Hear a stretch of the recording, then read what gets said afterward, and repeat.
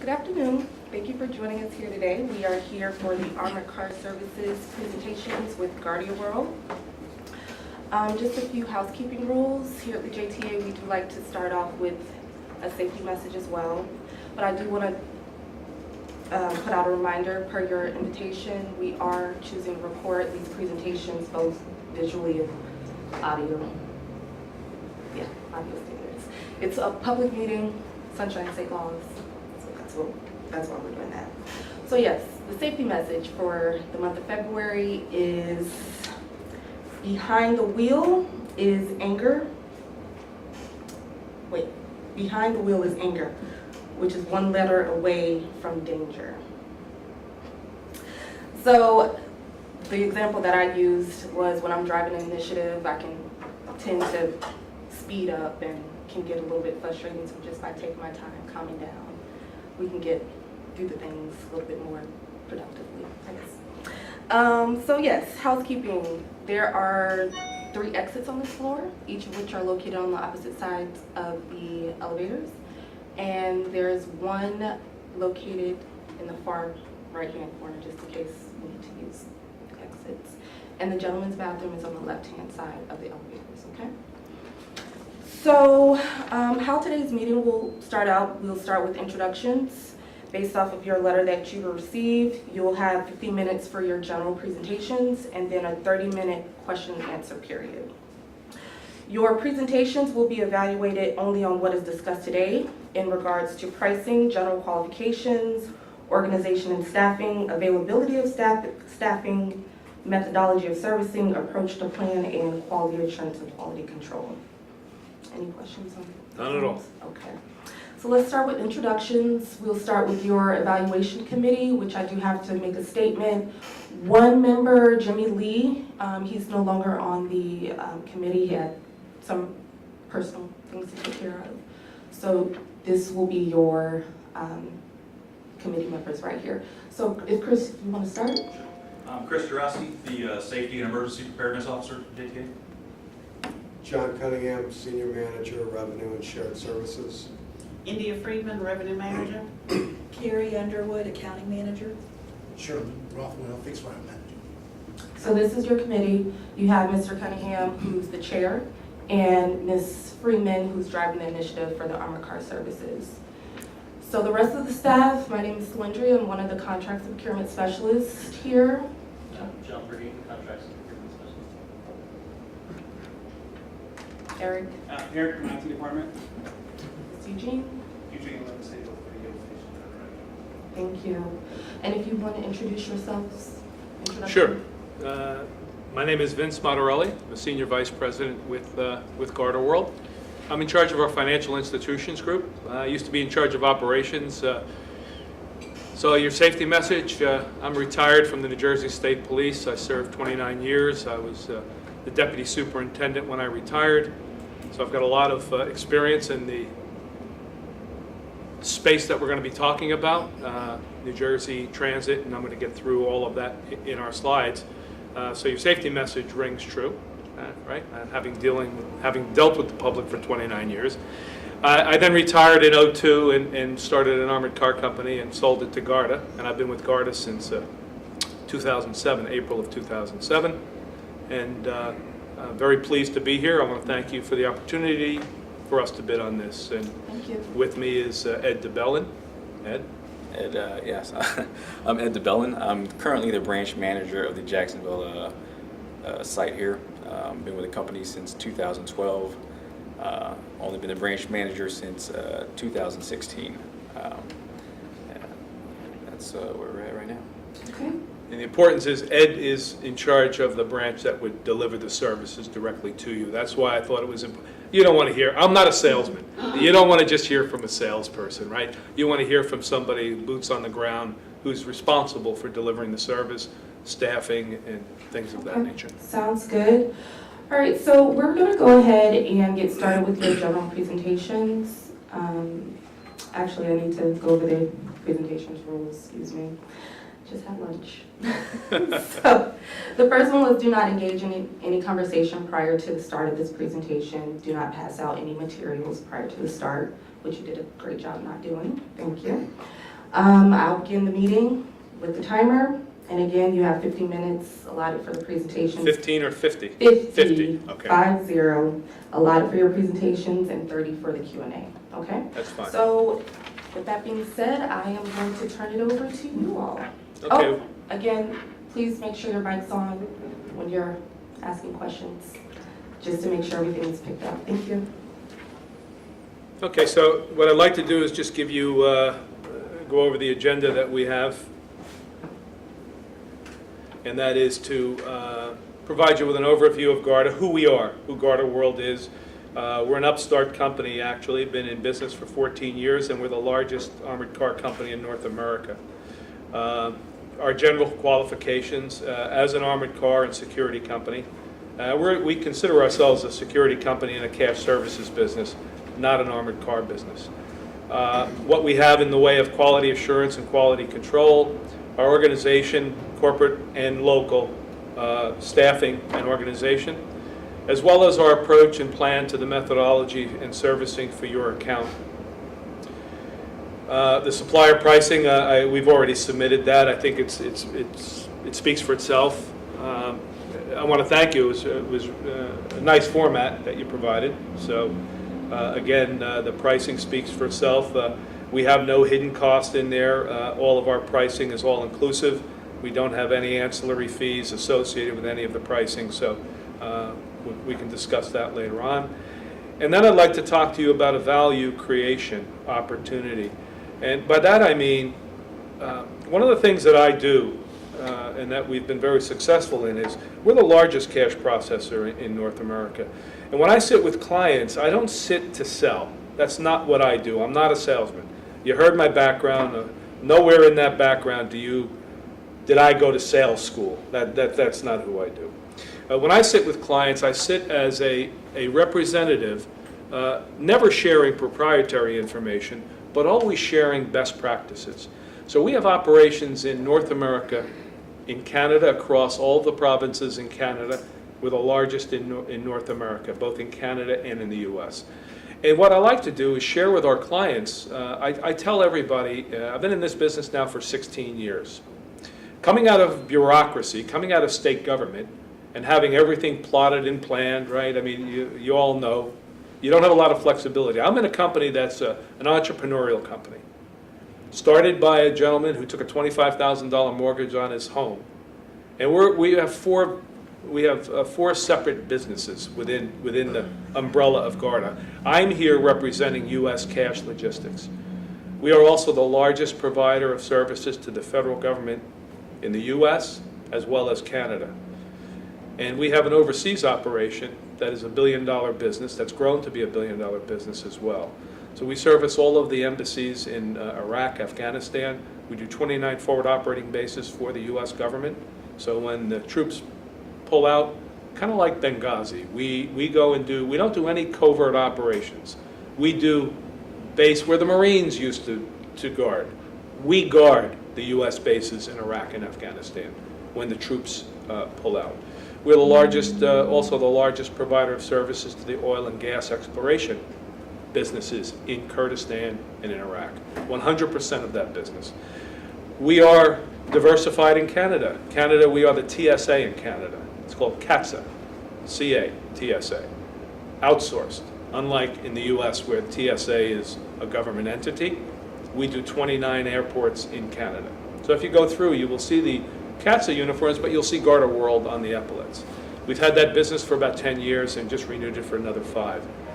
Again, trying to stress to you that we're a security company first, and then we entered into this arena in 2003 in the US in cash logistics. We've acquired 14 companies, and that's how we've grown to be the largest in the US. So what you see here is just a footprint. Again, I just want to give you a flavor of who we are, and then we're going to drill down to Jacksonville. This doesn't apply to you now unless you expand your bus routes and train routes to Mississippi and Georgia. But this is the footprint that we have in North America. We're in 48 states. Our fleet of 3,300 vehicles is fully equipped with GPS. We have GPS units in every one of our trucks. We have 214 what we call secure operations centers. We have 88 money rooms, and I know you have your own internal money room. Any one of our 214 locations, should the return of investment show itself, or should a client need show itself, we can convert in a matter of 10 days into a full-fledged money room. We have a very flexible cash management system called Money Manager that is global, meaning that we don't map like traditionally map a client to a money room. Our profiles for all of our clients exist in all of our money rooms, so that if it's part of our BCP planning, if something were to happen in Jacksonville, within an hour, Orlando is up and running, Tampa is up and running, Gainesville is up and running. So there's no need to do any other transfers other than have the tellers in those locations log on to a computer screen, as I am, with their log on, and then we give them the code, and they can now process all of that work. And we can do that anywhere in the country. So we have a lot of flexibility, and it's a keystone to our BCP plan. We have over 8,000 employees. We actually have over almost 13,000 in North America. We're close to 75 to 8,000 here in the U.S. Again, we provide full services. What we call, used to be called CIT, or cash in transit, we call secure transportation. ST work, which is what this bid, is for. We provide a full array of ATM services, as well as a smart safe offering. And most importantly, because I told you we're a cash processor, we are the largest cash processor. We process over $6.5 billion in currency daily. So this is kind of again, this is the slide says this is our universe. This is the universe of, and you can see a Canadian put it together because armored is spelled with a U, right? This is the universe of services that we provide. Again, we're a full service provider. What I didn't mention earlier was secure storage. We do precious metals. We do bearer bonds. We do everything. We also have the only high-speed check imaging platform. Years ago, there were shops, IP shops, item processing shops that everybody went to. They've kind of gone away because checks are diminishing in society, but they're not going away. So we did a deal in 2014. Our company, we bought 32 cash vaults from Bank of America. We bought the vaults, we bought the buildings, and we acquired the leases if the buildings weren't owned. Along with that, we took on 1,100 employees from Bank of America in order to make sure that the money rooms that we acquired ran smoothly. And the deal would never have been successful. If you're running a money room, you know. Could you imagine if you had to go out tomorrow and staff from top to bottom? It would be impossible. So that was a deal that changed this industry.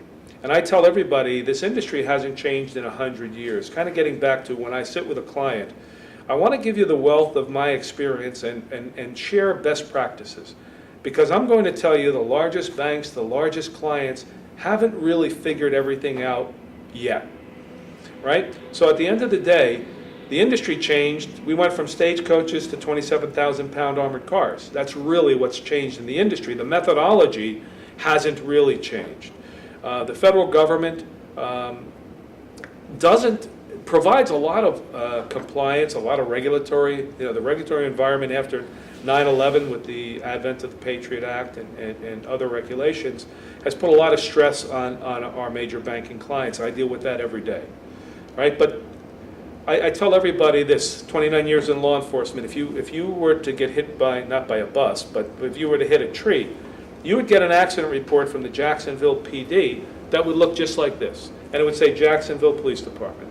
If I went home and hit a tree in Marlton, New Jersey, where I live, I would get the exact same accident report, but it would just say Marlton PD. So in law enforcement, there's an oversight across the country. Criminal reports, criminal warrants, everything is the same, except the jurisdiction is denoted. In our business, in the financial business, that's not so. The federal government, I send 314 nightly transmissions every night from Wilmington, Delaware, to every major bank in the U.S. And they're all different because the federal government hasn't come down with a template that every bank needs to use. So it's up to the devices of the bank on what they want, what form they want. The content or the context of the report is the same, the form is different, and it's in 314 different forms for us. So what I like to do is try to, when I'm sitting with somebody, tell them what is happening in your industry with other clients that we have. That may be bigger, may be smaller. A lot of times I learn a lot sitting with some of the smaller clients. You don't have to be the JP Morgan or the Wells Fargo to have a great idea. I sit with some community banks that have figured it out, more so than the larger banks. So this just tells you who we are, what we do, and I'm telling you we're the largest in North America at doing it. So our experience in this particular area, I can tell you, my company, prior to me joining in '02, had the New Jersey Transit Authority, had the New York Mass Transit Authority, the MTA. We had the New Jersey Turnpike Authority, the New Jersey Garden State Parkway, the New York Port Authority, bridges and tunnels, the South Jersey Highway Authority, the New Jersey Highway Authority, which encompassed all of the roadways, the Department of Motor Vehicles in New York. We had the Northern Railroad, we had the New York Island Railroad, we have Amtrak and Greyhound, two commercial clients. Well, Amtrak is quasi-government agency. We've been doing them and servicing them for over 30 years. We do the Chicago Transit Authority, the CTA. We do the Washington Metro. We do all of the processing for all of these, and that's the one difference that I saw here. With all of these, we process all of that work. By that I mean our trucks go out, they go to your locations, and I believe you have 6 ST locations and 9 TVM locations. We go out, we take that back, pick it up, we bring it back, and the reconcilement is done in our money room. And we send files directly to the authority and directly to your bank, and I believe your bank is Bank of America in this case. It's clean, it's nice. I'm going to tell you, in this industry, with my law enforcement background, every time you have a handoff, every time a bag of money transfers from me to you, to the teller, and something's missing, the audit trail needs to be complete, and it gets more complicated the more handoffs you have. Obviously, you have more suspects. If I have one messenger, and I'll explain to you how we do our work, our messenger and driver are separate, so we have one crew member that's responsible for the liability in the truck. That crew member, he or she, picks it up from the vault in the morning, takes it to the truck, goes out on the deliveries, and is responsible for the chain of custody, delivering it to the client, picking up the deposit, signing for that deposit, bringing it back to the truck, signing it back into the vault. So our chain of custody is one person. So if there's something missing, even an experienced investigator like myself, it's pretty easy. I can look, I know, I have one place to look. If you split the crew, then automatically you have two suspects if something goes missing, right? So we've kind of looked at this and kind of honed in on the chain of custody, and we've had great success in cutting our losses to a very, very minimal location. And that's because of the adherence to security. I'm sure that Ed, I've not been to the Jacksonville vault, but I've done, when I ran operations every morning at 6 o'clock, I was on a terminal floor giving a security, message that I just heard here, giving a security message to the crew. In our world, these folks, they risk their lives. I know what that's like. Every time they get out of that truck, they're a target. Unfortunately, the bad guys don't always know what it is they're going to pick up. They might think they're going to pick up $1 million everywhere, and we've had guards attacked for just a few $1,000s because they don't know. So every time they're out of that truck, they become a target. So we take this business, I personally take this business very, very seriously. We do all that we can. I believe in constructive force. Our crews, our crew members, we teach them to look sharp, be sharp, Now, I will tell you, in the state police, we had a full-length mirror in every barracks. Every trooper that leaves the barracks in the morning sees himself or herself in the mirror. If you look good, if you look sharp, if you speak well, you're going to be in control of the situation. And that's what we preach to our driver messengers. Very proud of the staff that we have. And I want to get into something that, and I will in the next slide, on who we hire these days and how we're able to retain the folks that we have, and why I think our workforce is very well prepared for meeting the challenges that they do meet. So the services that we have provided, and we provide these in 41 different states. So I want you to know that we're not a newcomer, right? And that includes secure on-demand transport. We have the ability with our systems and with our GPS in every truck to provide you with on-demand service. So I don't know what your future looks like, but if you need on-demand service, Ed has, in our Center of Excellence in Chicago, every route is monitored, and every local branch manager has the same software. So Ed can see all of his routes. We monitor time. We can geofence the route so the truck can't wander outside of its route. We have a Center of Excellence that does all of the routing, that routes for Ed, and then Ed can monitor on the GPS to make sure that the driver is actually adhering to the route as it was given to them in the morning. Along with that, we monitor speed to your notice. We monitor idle time.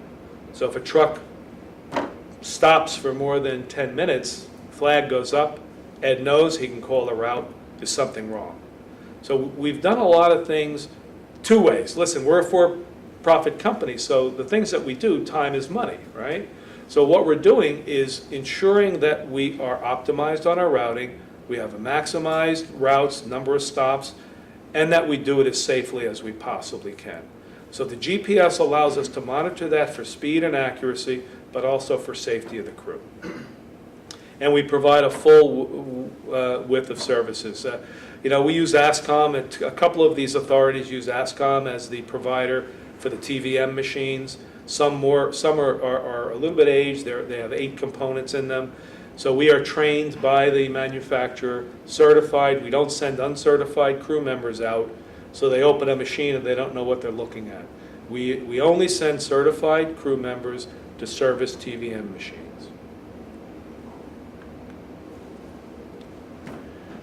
So quality assurance and quality control, this is something I'm very familiar with. Anybody here on the financial side will know SAS 70. When I came into this, SAS 70 was the CPA nomenclature, right? SAS 70 has been replaced 3 or 4 times. The current acronym is ISAE 3402. Gardaworld is the only cash services business in the United States and in Canada that has submitted itself at a cost today of over $5 million to this ISAE certification. So it's not Vince Morelli sitting here telling you how good we are. It's PricewaterhouseCoopers. It's Lowers and Associates. It's third parties that have gone out on their own and have done a full assessment of everything that we do, how we open and close a branch, how we inventory our holdings or our clients' holdings. It's not our money. How we do our reporting, how we report to the banks, how we report to the Fed, how we report back to you. And then they come back and we're in phase 2, and I'm proud to tell you that Jacksonville went through both phase 1, which is a test of all the systems. Phase 2 is actual unannounced audits to ensure that he follows the opening and closing procedures in his branch, to ensure that everything that we say we do in our procedures manuals, they do. They actually come in, PricewaterhouseCoopers, and they attest to that. And I'm proud to tell you, Jacksonville is one of 10 branches fully certified. So that should give you some comfort that A, we know what we're doing, B, we are doing what we tell you we are doing. And I can get you, we don't have it. If you want a copy of the certification, I will give you a name and number that you have to call, and it comes directly from PricewaterhouseCoopers. It does not come from Gardaworld. It's not a self-attestation. All right? Very proud of that. Another thing that we're not, in this industry, we are not regulated by the OCC. but I told you we're the largest processor in North America. So after we bought the Bank of America vaults, we voluntarily went to our banks and said, we will open up our doors, let the OCC come in and audit us. The OCC has conducted 7 inspections of 7 of our sites. Each one has passed with flying colors. Very proud of that. We're the only company that has done that. Again, for you on this contract, we will not be using any subcontractors. All of the service will be delivered by Ed and his team. And that's why he's here. And also, he's not going to put this work on routes. So you're not going to be with Best Buys, Home Depot, Lowe's, and then your location. He's going to do your locations on dedicated trucks, meaning the trucks will come in the way I understand it. They will come, pick up the orders from your money room, go to your sites, and I know you have weekly, 3-day a week, monthly sites, and you have, I think, 1 on-call site. That's how it will be done. They will go directly to those sites, deliver your change orders, pick up the components, swap them out, bring the residual back to you, directly to you. They're not going to go out and do any other work. Once they're completed with your routes, then obviously the trucks are free to do whatever they want, but they will be dedicated to your service.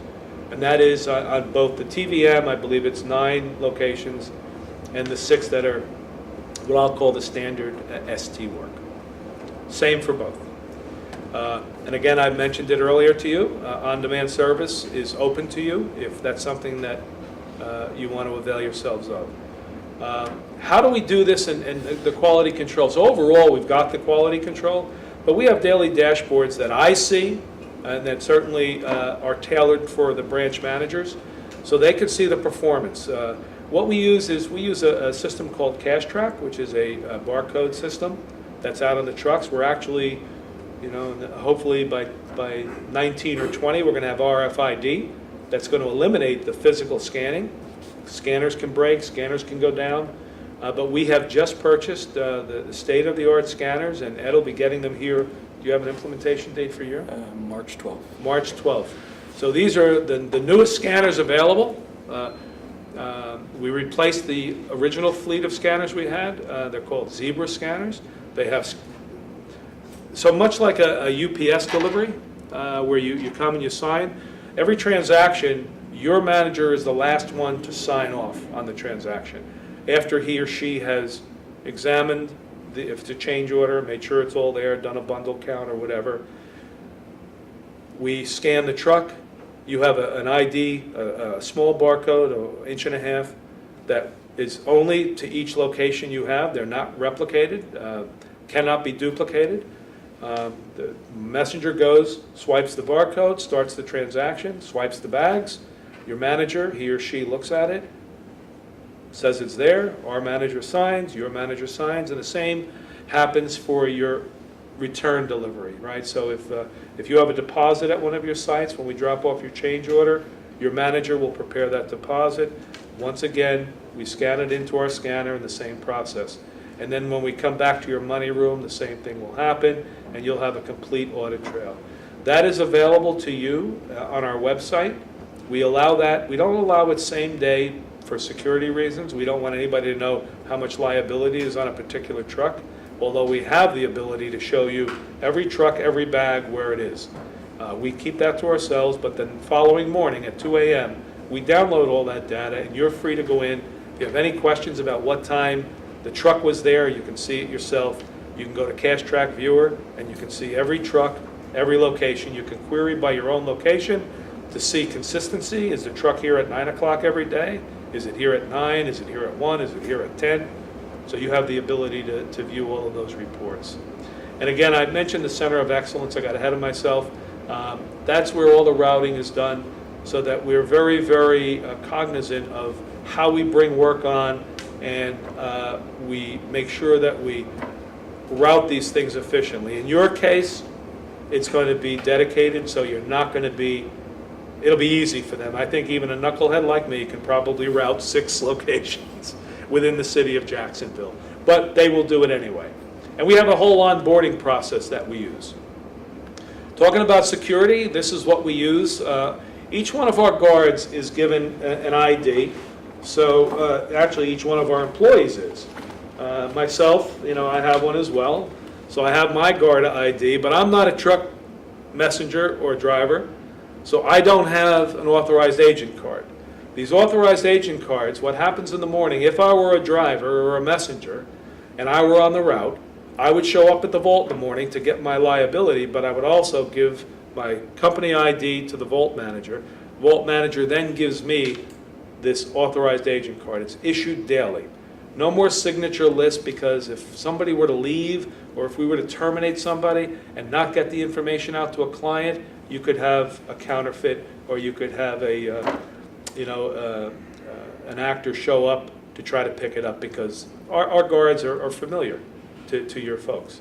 So this guarantees that this guard was employed the morning that the delivery was made. And at night, when the truck comes back, they sell that ID back and they get their company ID reissued to them. It's probably the best thing that we've done in the company. We did this about 12 years ago. It's the best thing that we've done.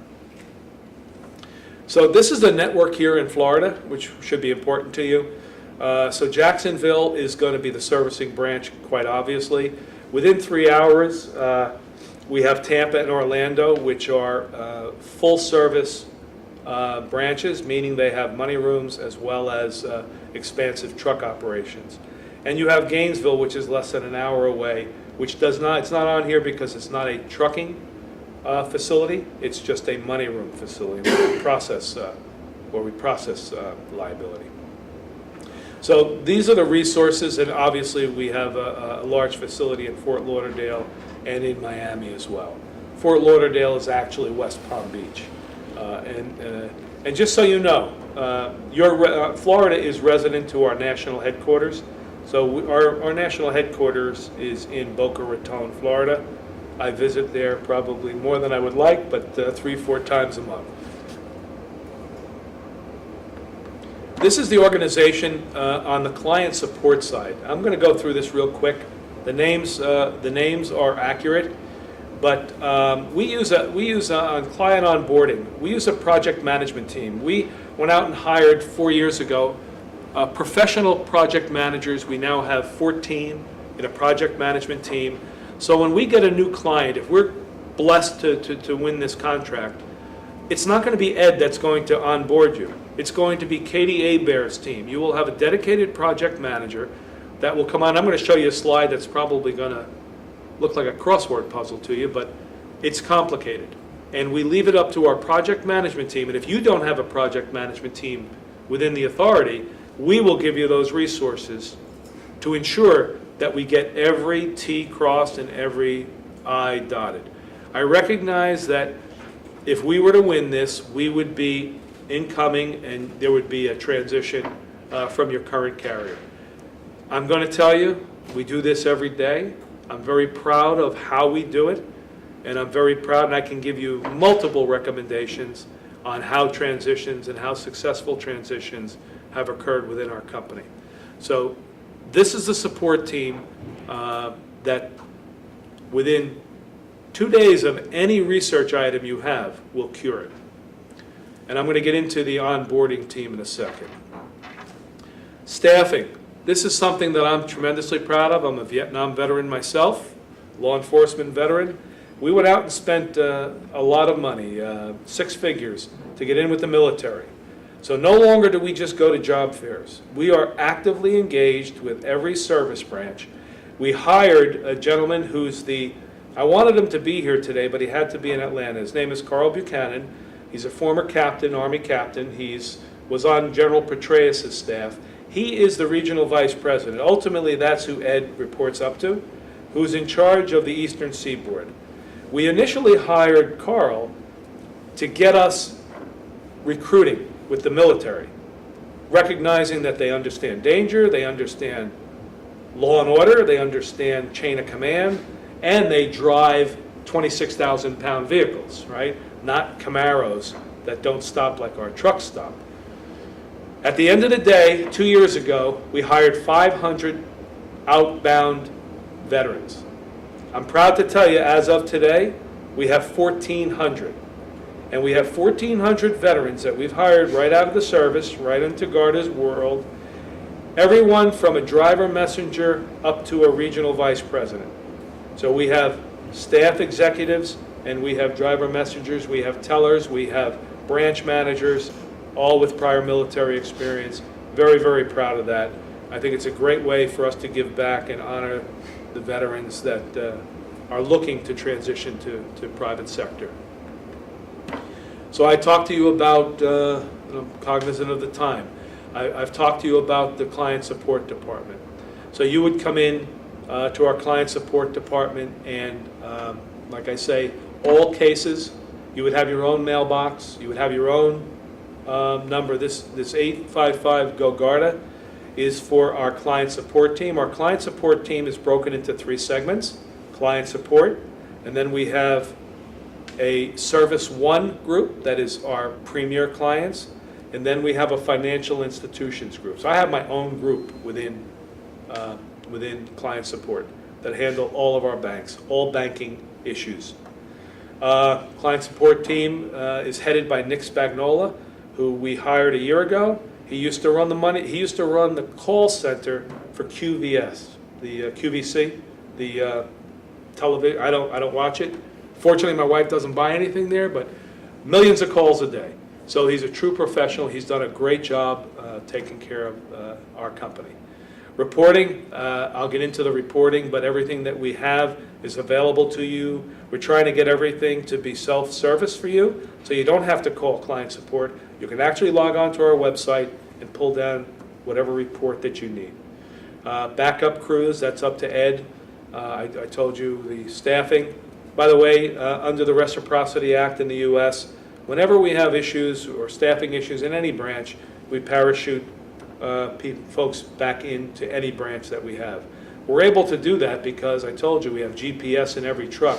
So it's like having Siri with you in the truck. You don't have to be from Jacksonville, and you can run the Jacksonville route. The GPS plots every stop for the driver. They know exactly where to go. So we have a service alert, this pickup management, regarding weather conditions and Gardaworld misses. So we have a service alert system that's part of the fabric of who we are. And I will tell you that if any stop is missed for any reason, whether it be your manager not ready, and a lot of times the client is responsible for a service not being delivered, or there's an accident, or there's a declaration, emergency declaration, where nobody can be on the road. Our business model is next day service. So anytime a service is missed, you can anticipate the following day it's going to be serviced.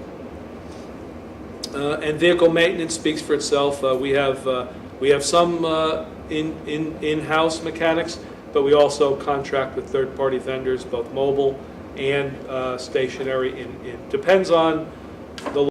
It depends if it's a major city or if it's rural, whether they choose to use a mobile truck or take it to their shop. I'm going to just gloss over this next slide because I'm going to come back to this at the end. And this is what I'm talking about, an all-inclusive response and service for you. So it takes the worry out on demand. You don't have to worry about staffing. You know, if you expand or if you lose business, you don't have to worry about staffing within your own money room. We provide that to you. It's our worry to make sure we have enough staff in order to meet the SLAs and meet the servicing requirements for your contract.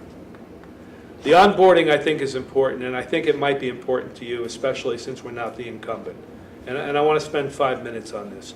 KDA Bear is spectacular. I've just completed 2 major bank acquisitions, and I've got to tell you, a $1.4 billion transition with Bank of America, 32 facilities we took on.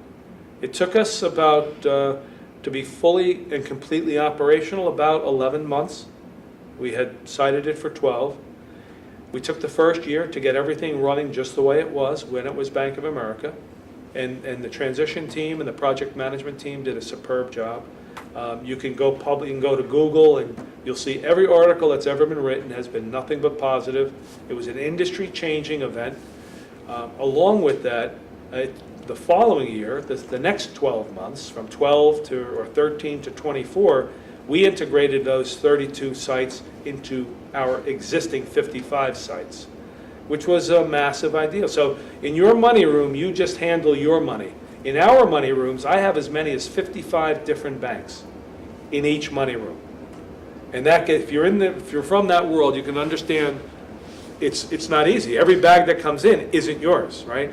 It's Bank of America's, it's Wells, it could be yours, it could be Best Buy's.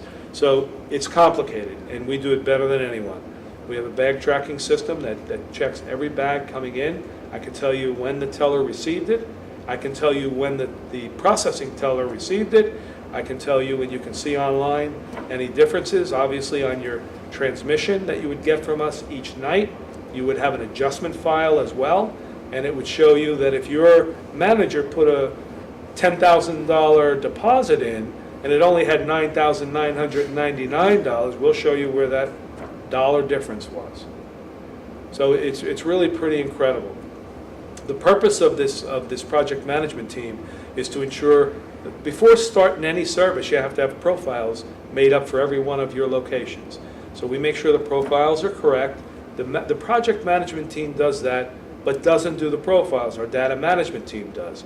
So we always have a check and balance. I tell everybody this. In our business, you know, in my former business, if I had a piece of evidence for 20 years, I could tell you where it was, who took it, right? I'm dealing with billions of dollars a day. So we have a check and balance. If a mistake occurs within our four walls, we have checks and balances to ensure it doesn't get outside of those four walls, right? So very proud of what we have within our money rooms, very proud of the onboarding. We will optimize and ensure consistent and accurate client information. The transition, I can tell you, I can give you, I'm going to stop talking about it, and if you want references, I can give you references as to how well the transitions have come. In our world, we are forever transitioning. It's not something new. It's not a new event. It may be new for you, but it's not new for us. And I'll just, you can read this. You have the PowerPoint now. I'm not going to dare go through this, but this is how a project management leader thinks, and these are the steps, the physical steps that are taken to onboard any client, regardless of whether it's a 3,000 branch bank or it's a 20 branch mom and pop or community bank. These are the steps that are followed. This is why when we transition, we do it right, we do it properly.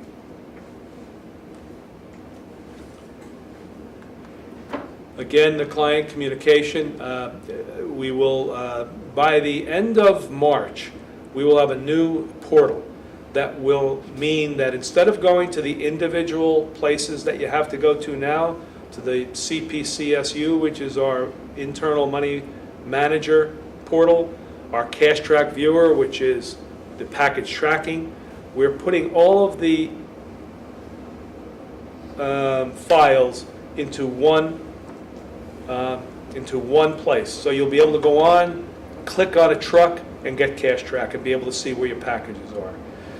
We'll be able to, we're putting together a scannable database with the new scanners.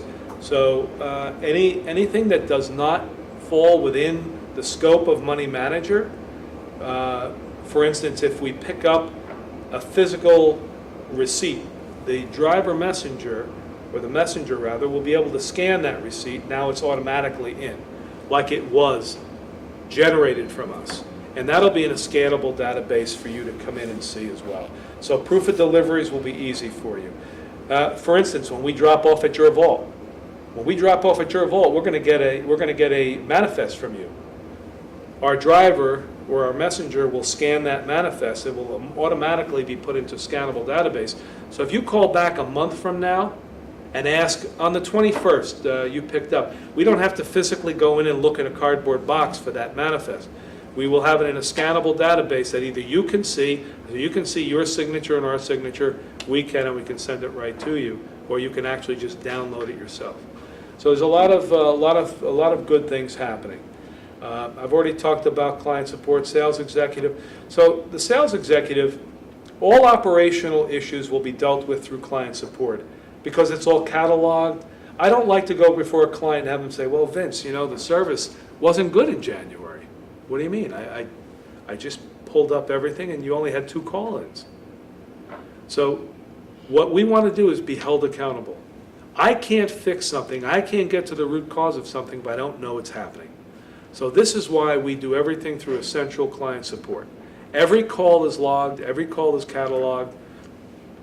We constantly review it. If we see the same call coming in, Ed's going to get a call. Ed, what's going on? You know, you've missed location number, 121 4 times this month. What's happening? And we can proactively change this before you call, and in this case, you'd be calling James and saying, James, what's going on? We will fix it before you address it. That's what this is all about. So James will be dealing with you on strategic issues. You know, if you want to change something, if you want to change the dynamic of your service, if you want to implement on-demand service, if you hopefully want to come into our money room, those are the kinds of things, strategic things, that the sales group will do. All operational issues will be held and handled by operations and by our client support team, and in a proactive way. This is just how they work, and this is our rate now, so you can see, and this is as of January 31st. So it doesn't have February's data in it, but these are the service levels we measure ourselves, and these are the service levels for our client support team. So we're at 99.8% in our responses to our banking clients, 99.5% in our Service One, which is our big box retailers, Starbucks and Home Depot, Lowe's, all the rest, Walgreens, CVS, and then our standard retailers, which are our smaller mom and pops that we have. So the pricing template, this was in the submission.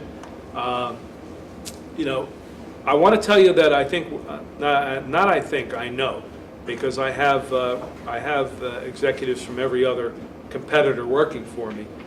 We are the most flexible in the industry. So when I first came into this industry, one of the first questions I had, or I was told by my team, so boss, this is how we do it. This is the armored car box. We fit clients into this service model. I said, no, that's not how we do it. First question is, ask the client, what do you want?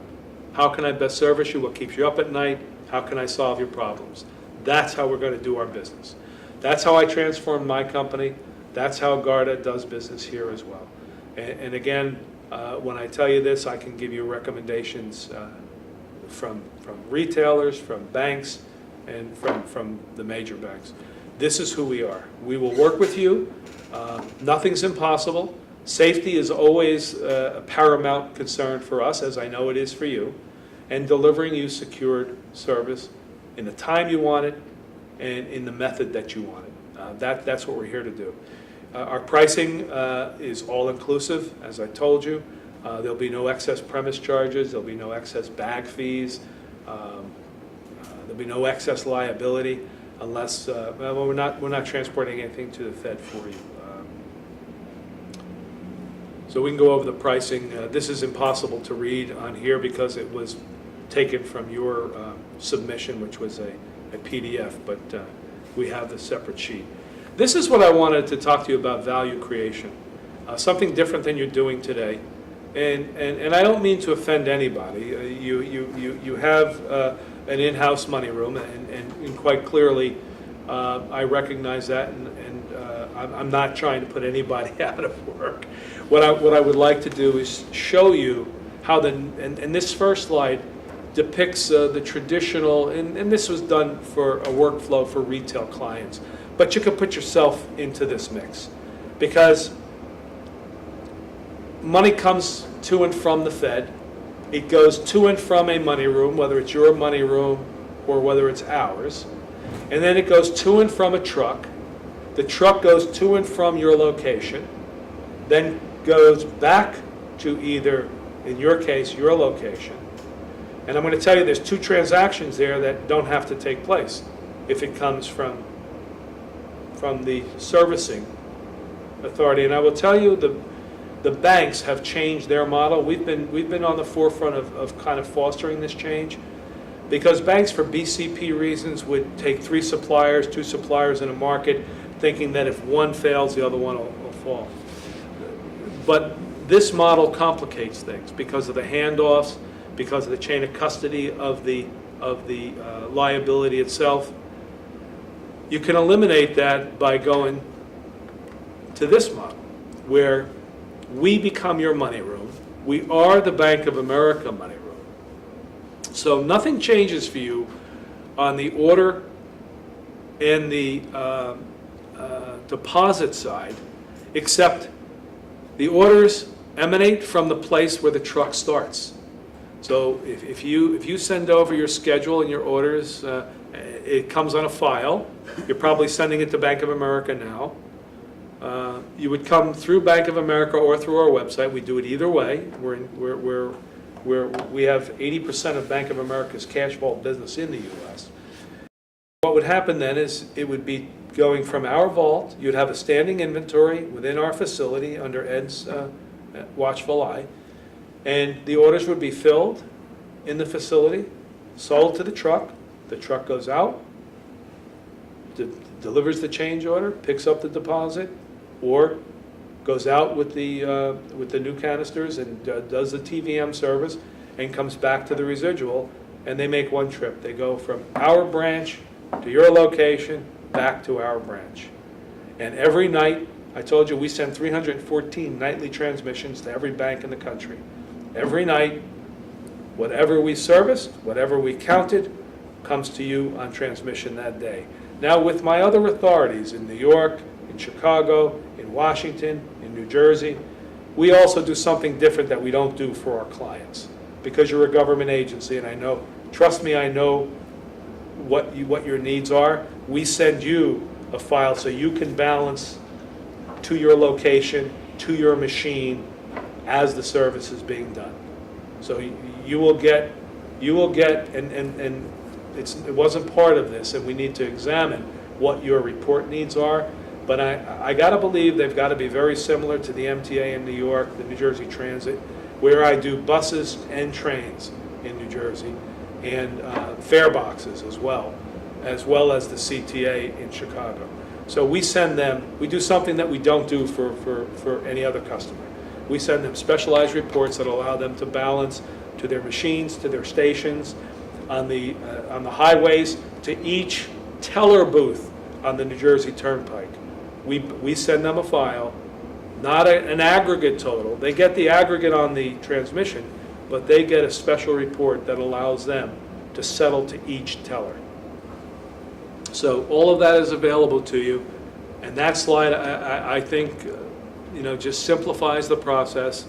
That is the way that I think you should go. Again, it's a deeper dive for all of you. I get it. I'm not here to push you. I'm here to show you what's available, and I think what is the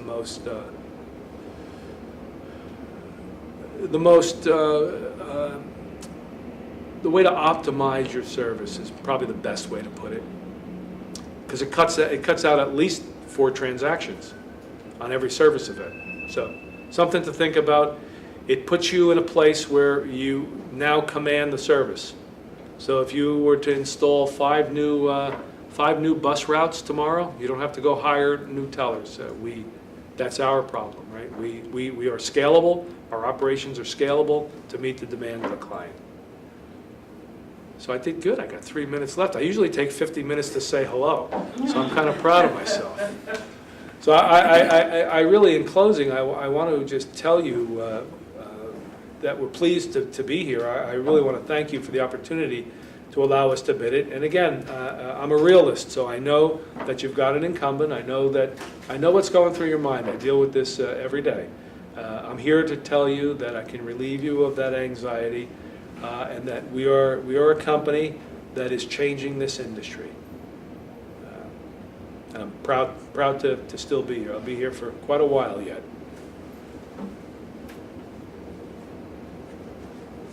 So thank you. Thank you. Okay, so we are going to go ahead and move to our question and answers period, which will be questions That's based why I off- brought him here. He's going to answer all your questions. Based off of what was discussed on today. Yeah. Ready? Okay. Questions, team?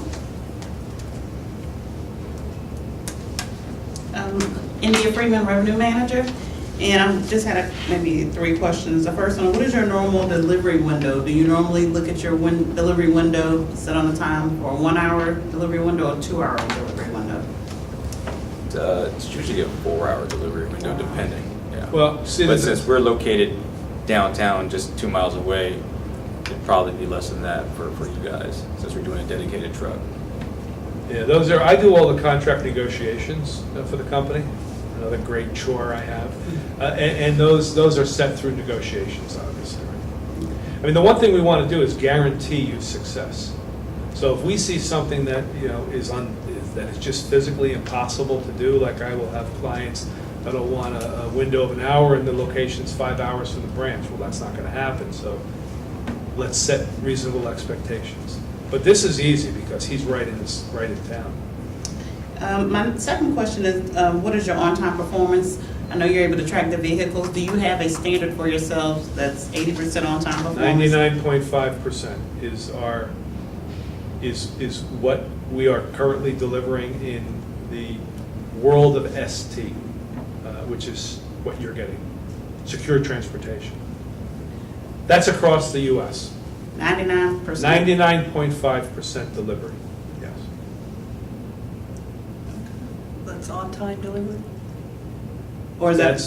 That's delivering the service as prescribed. So I have clients that have an open window from 9 a.m. or 8 a.m. to 5 p.m.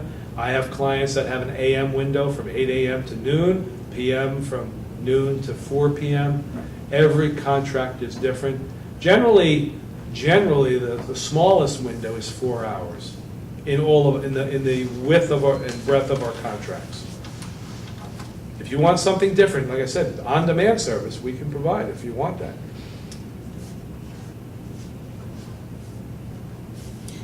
Also in your submittal, you refer to if there's any damage that is done to, say, your TBM or your bags, that is all the damage is at Gardaworld expense. What is your process in the event that, say, one of your guys drop a TBM box and it's damaged? So what is your normal process for that? Simple. Listen, I'm an honorable guy. I deal with this all the time, and we have verbiage in the contracts. There is going to be normal wear and tear on the equipment. I have a lot of experience, like I told you, the New Jersey ones especially have 8 components.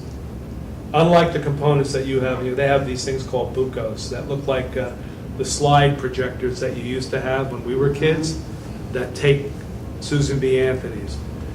There's wear and tear in these things because they're coming in and out probably 3 times a day. We don't change all 8 components. So reasonable. We'll deal with your manufacturer and your service provider, and outside of normal wear and tear, we're responsible for anything that we do. So yeah, if we drop it, if somebody pushes it in and you can see the pins are bent, that's on us. We pay for that. We're responsible. Any damage that we do to your equipment, we are responsible for. And also talks in here that immediate notification of untimely delivery.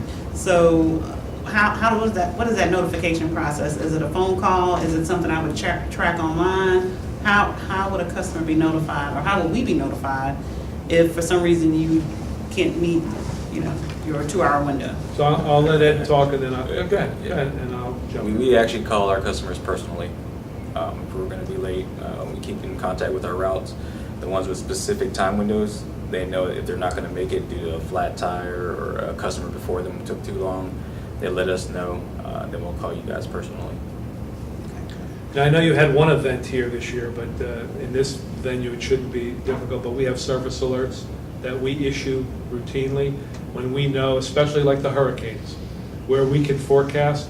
We will work with you to, especially in the business that you're in, if you have scheduled service on Thursday, and Thursday's when the eye of the hurricane is going to hit, we will talk with you and come in on Tuesday or Wednesday to provide that service. So on Friday, you're up and running, because it's always Listen, I was in charge, I investigated and was in charge of the urban search and rescue team at the World Trade Center. So I've dealt with all of these things in my prior life.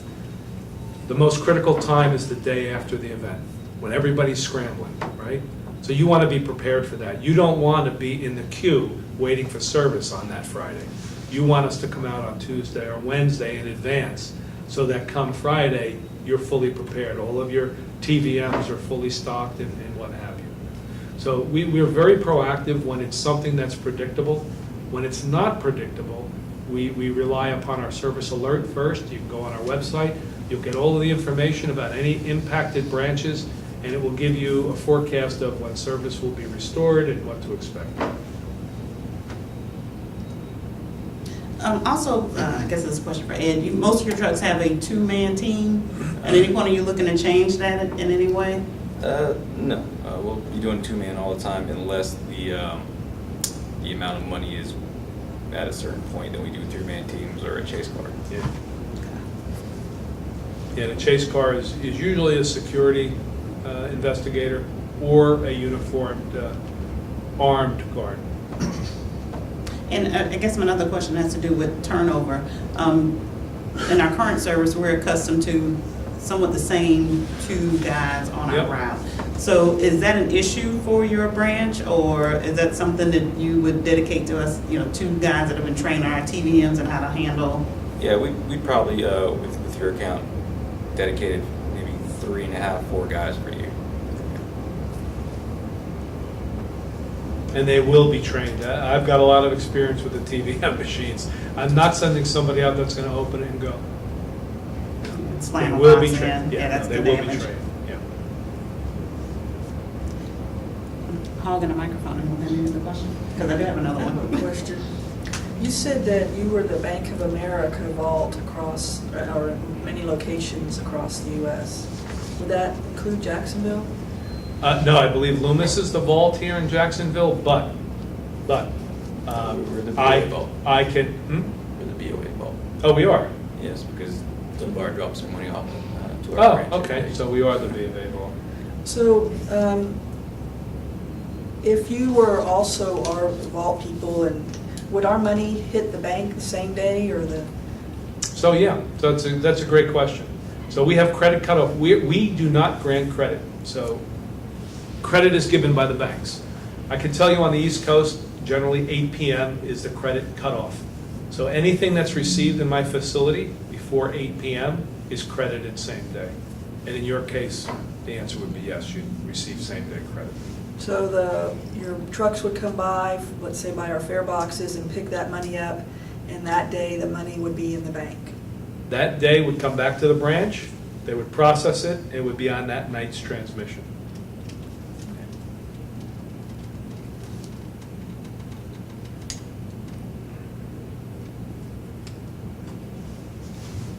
So I'm going to follow up to your question. In some of your previous contracts, you would take the money out of the equipment and process that money? Yeah, Or we are do you- it all. And all the ones that I have listed on that slide, we are the money room, the processor for all of that. For the MBTA in Washington, they still have their own money room, but they can't handle it. So in New Jersey, I have a facility, a coin-only facility. We have actually a segregated area because theirs is complicated. I told you they have 8 different components in their TVM machines.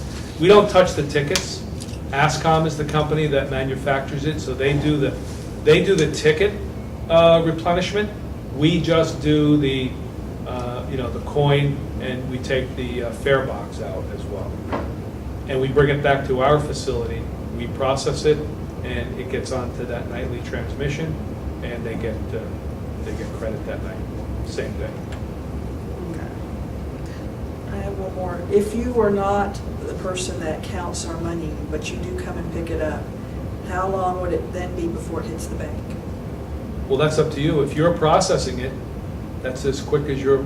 So we are going to, again, for 6 locations or 9 locations, on the worst day, if we had 15 pickups to make, he would be done by noontime, right?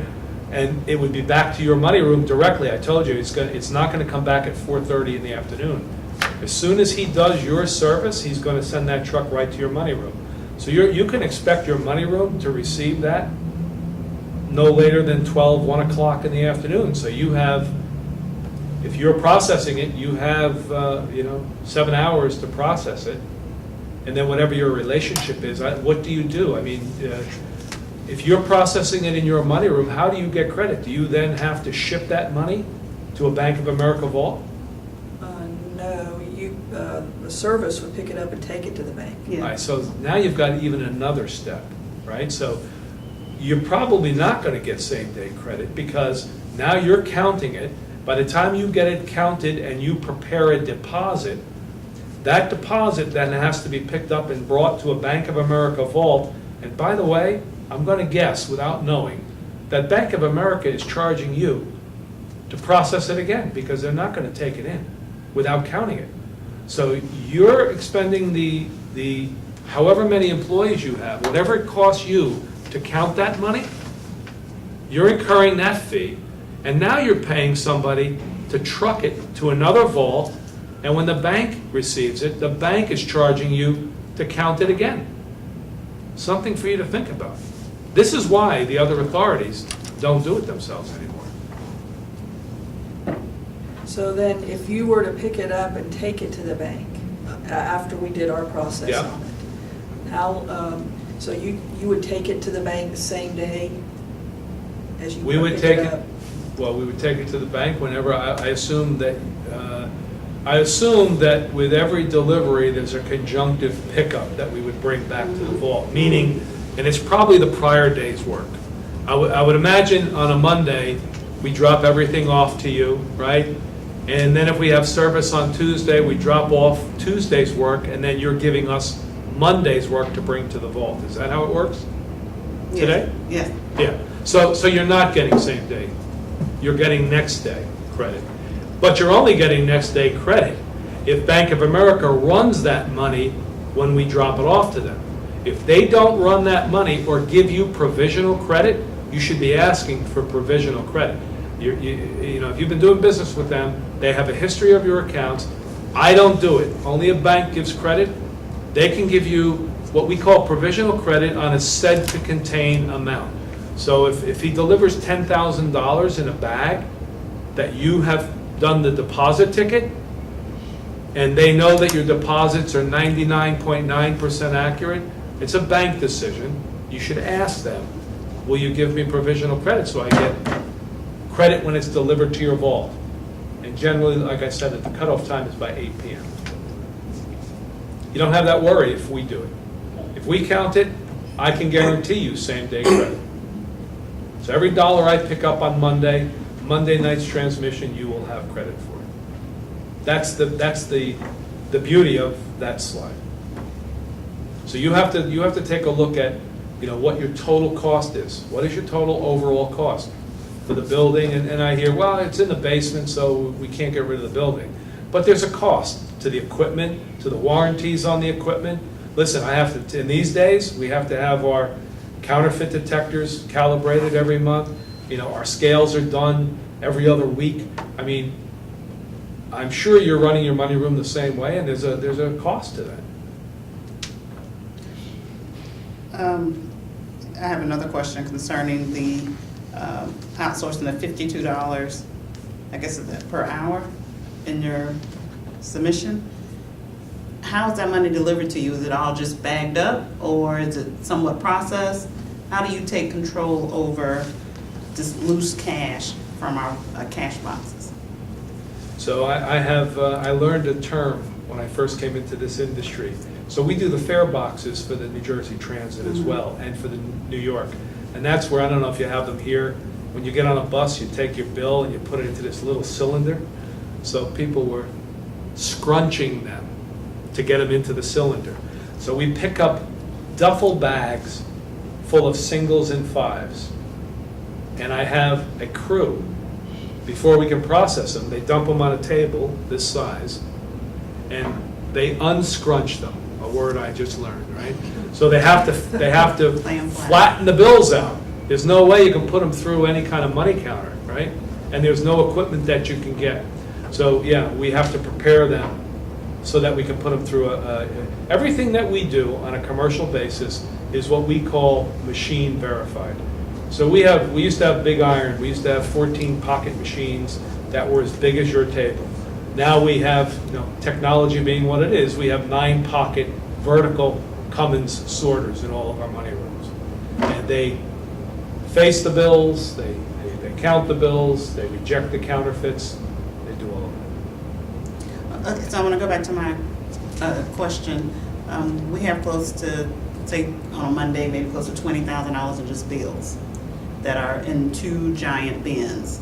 And I'm not aware of a bag, the size of a bin, so we'd have to, if for this process to work, we would have to bag it up in several different bags? No. So this for your bus work? Correct. So we pick up these big orange bins from the other authorities. The pumpkins, they call them. They're about 4 foot square and about 4 foot high, and they've got a little thing on the bottom that everything comes, and they take coin and bills in them. Mm. The hopper they dump everything in them. So yeah, we take them back to our facility, we sort it out, we run the coin on our Cummins jet sorts, and the bills are segregated, and they're run in the money room. We do it every day. So that's not on your typical delivery truck that we're accustomed to seeing? No, those bins, we have to use a liftgate truck for New Jersey Transit, for Chicago CTA. The MTA delivers them to us. The MTA has their own, in New York, has their own trucks that they drop off to us, but we process. Okay, so just to be clear, this cost of $52 is $52 per hour of processing. Is that your processing time or what? Yeah, that's in response to what you guys put together. I mean, I can really give you a serious quote if you provide us volumes as to what you're taking in. I mean, that's how you quote money room work. What you did, I guess, was just to give you an idea of what it would cost. What I would suggest, if you're really serious about it, that you provide volumes, and if they're bins, if they're canisters, if they're Rifkin bags. Some of the authorities, believe it or not, still use Rifkin bags. And if you know what those are, the old zippered bags with the lock on them. So you need to tell us, what you need to do is give us a scope of work, right? So tell us what it is we're picking up, right, and anticipated volumes. Okay, and one last question on item number 9. I guess this is where I have to ask the question a particular way. Okay, so we'd like to understand your methodology for the pricing for item number 9 for the Rosa Parks Union pricing. Let me pull it up. Give me 1 second.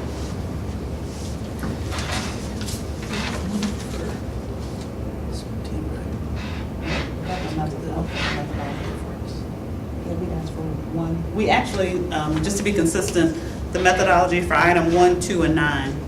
For item 1, 2, and 9. 2, and 9.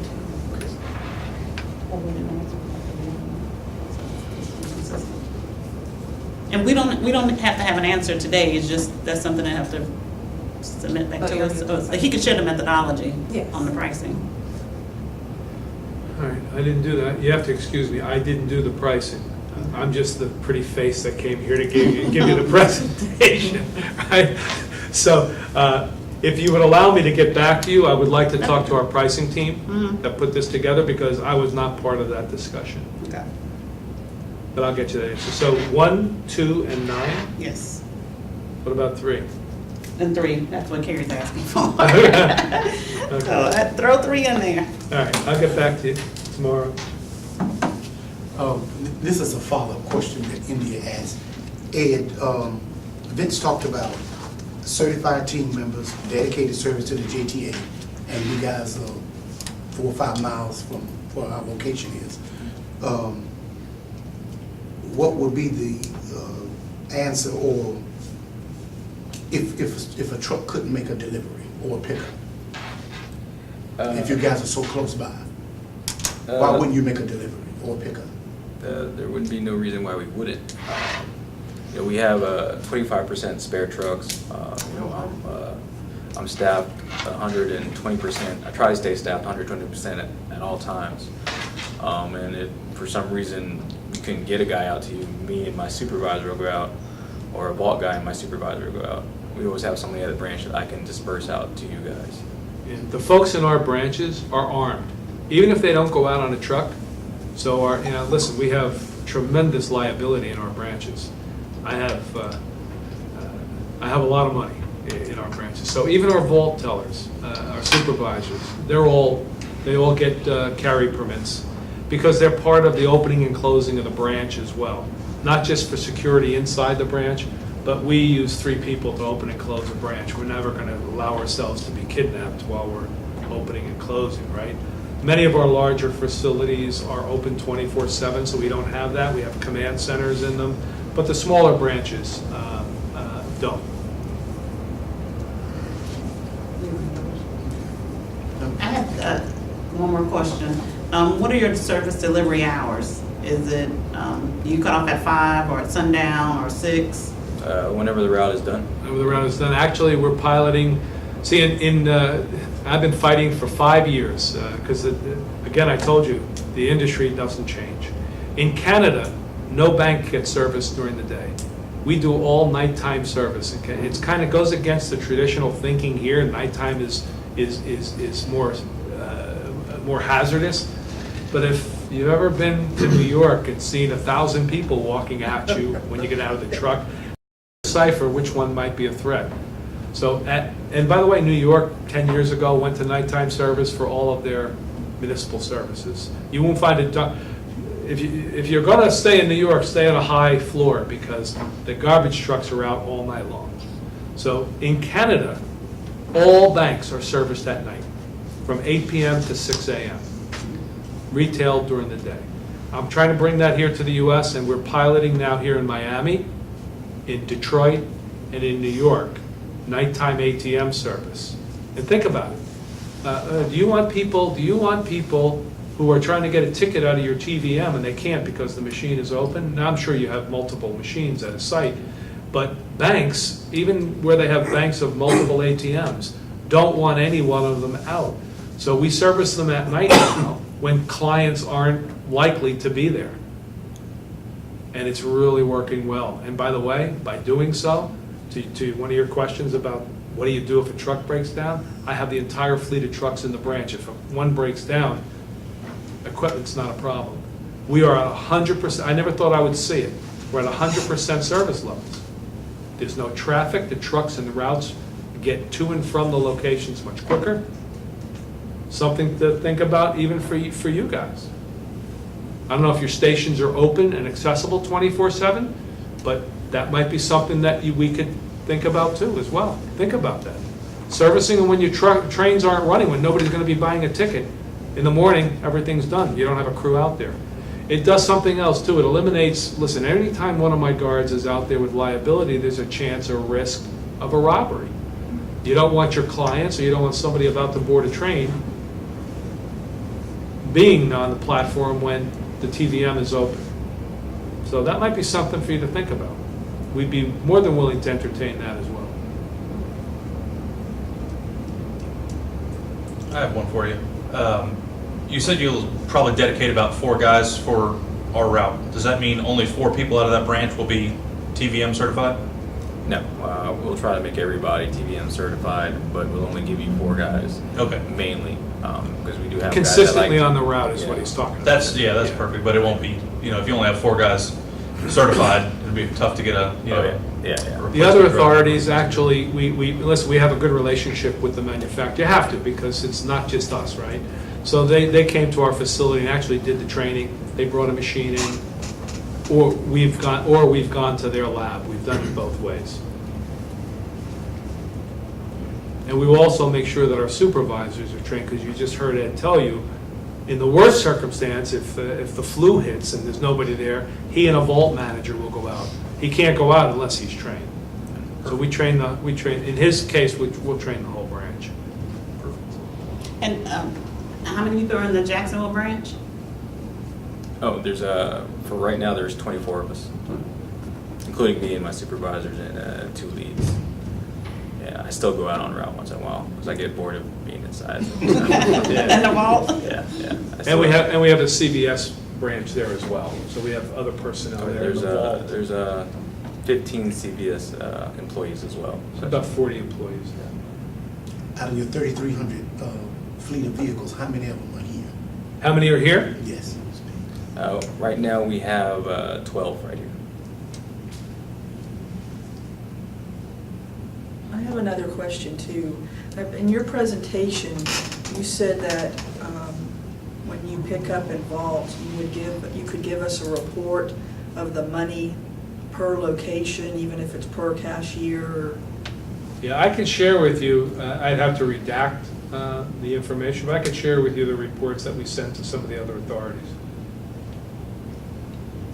Okay. They want it in Excel spread, listen, clients can have whatever they want, right? That is determined, in those cases, the two that I'm intimately knowledgeable about are with Wells Fargo Bank. And Wells Fargo is the one, we're a subcontractor to the processing to Wells Fargo. So Wells Fargo determines the reporting that we give back to the authorities. And it's exactly what they want. So whatever your needs are, whatever your current reports are, if you want to redact them or send me a copy of it, I can tell you that we can replicate it. And what I like to do, what we like to do, is do them system generated, right? Because I hate input errors. If somebody gets a fat thumb, it hits a 1 instead of a 2. So we like to generate all of our reports, and we do have a report writer function in our money manager program, which is the platform that we use to process every dollar across the U.S. So you'll be getting a system-generated report, but in the format that you want it. If you want a CSV file, if you want an Excel file, whatever it is that you need. Okay, thanks. We can accommodate That it. would be my next question. Okay. You already answered it. Thank you.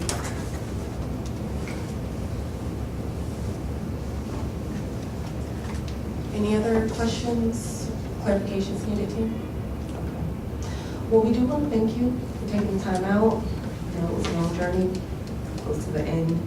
So, any closing remarks? No, just, it's nice to be here. I'm going to go for dinner tonight with a client. So I'm going to go to the Chop House. I hope it's good. It is. Never been in. It's good? All right. Just bring you. And given my background, I stopped short of inviting you all to the Chop House, right? So thank me, it's on camera. So no, thank you very much. Really appreciate the opportunity. I keep coming to work to meet new people, and I've done that today. I'm in an enviable position in life. Great family, wonderful family, 7 great grandkids, and they're what keep me going. And I really love the opportunity to come down and talk with you all. I can promise you, Ed's a great guy. The nice thing is that our headquarters are here in Boca Raton. Our CEO in the U.S. is in Boca Raton. Our COO is in Boca Raton. We're a Florida-based headquarters. Ed is a few miles from your locations. So let me put a little dig in there for staying with Florida, right? We're not. So we'd love to have your business, and honestly and sincerely, I think we can work with you, and I'd be more than happy to come back, after this process is over, win or lose, and share with you some insights on the processing and try to help you map out, I know what will be a cost-saving venture for you. Allow you to optimize your cash, because right now you're not in the optimal position. You have to know that. You're probably 2 or 3 days, minimal 2 or 3 days, with your money, floating your own money, the way you're doing it now. So we can probably, I know I can help you with that. I'd love to. Win or lose, you can call me. And I would stop, but if I can give you my business card, I would love to, and you can call me anytime, okay? Thank you. Okay, thank you. So just next steps, we do have our 3rd evaluation meeting at 4 o'clock today. It's a public meeting as well. You're welcome to stay as well. Okay? Thank you. Thank you. Thank you. Yes.